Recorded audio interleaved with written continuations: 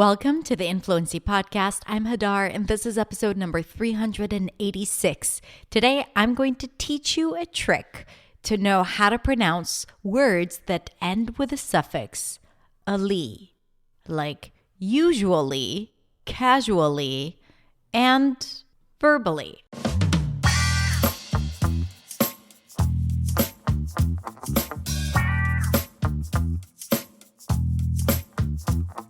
Hey everyone, thank you so much for tuning in for another episode of the Influency Podcast.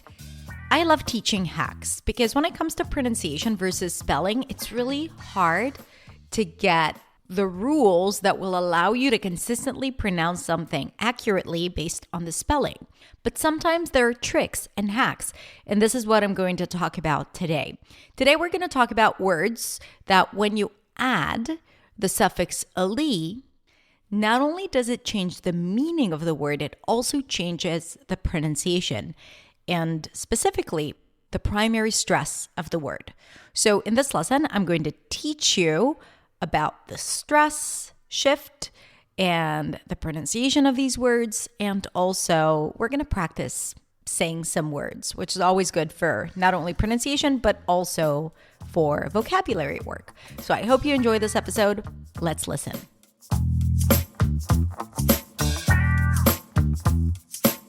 Hey everyone, it's Hadar. Thank you so much for joining me. Today we have a practice pronunciation with me video where I'm going to introduce to you a challenge that my students usually face. We're going to explain it and practice it together, okay? And today we are going to talk about the suffix -ly, A-L-L-Y, -ly, usually pronounced as -ly.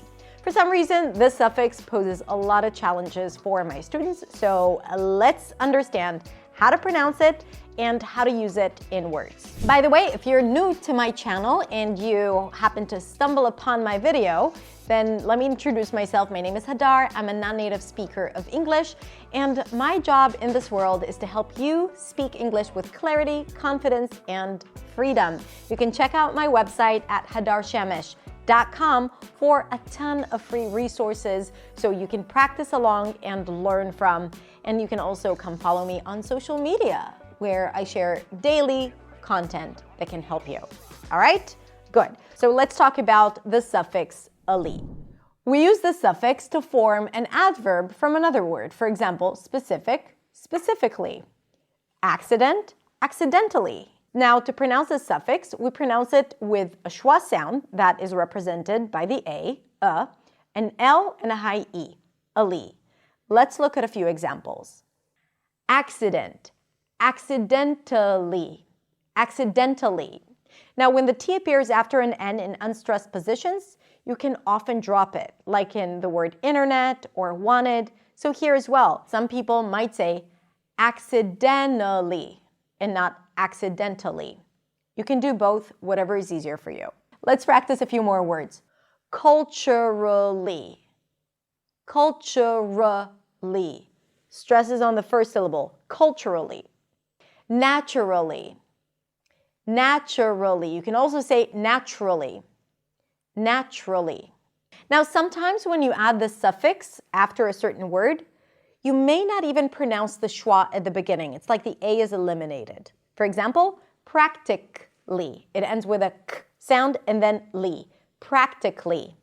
Practically, even though you still write the A, but it's not practically.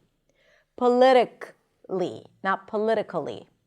It's probably not a mistake to pronounce the schwa, but usually people don't pronounce it. They just connect the k and the L. Politically. Graphically. Graphically. Specifically. Not specifically. Okay?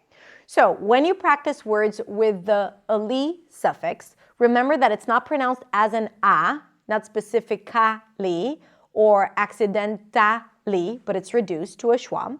And also focus on where the primary stress is. Usually it's at the beginning of the word. So pay attention, the primary stress is always longer, louder, and higher in pitch. And notice that sometimes you would pronounce the schwa, like in the word socially, and sometimes you won't. Practically. Okay? But either way, this is just for you to practice, Say it again and again and again so you make it a habit. And even if you make a mistake, it's not a big deal.